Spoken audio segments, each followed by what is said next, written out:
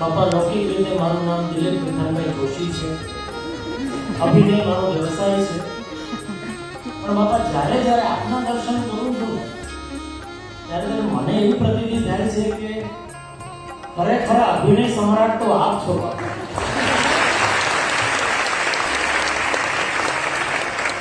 કારણ કે સાક્ષાત અક્ષર બ્રહ્મનું સ્વરૂપ હોવા છતાં છેલ્લા 91 વર્ષથી આપ મનુષ્યનો જે અભિનય કરો છો,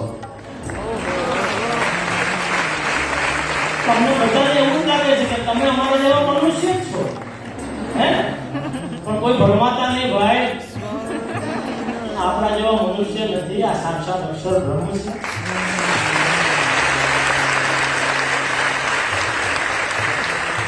અને બાપા એવી જ રીતે અમને પણ એવું મનાઈ ગયું છે કે આ દેહ છે તે અમે જ છીએ.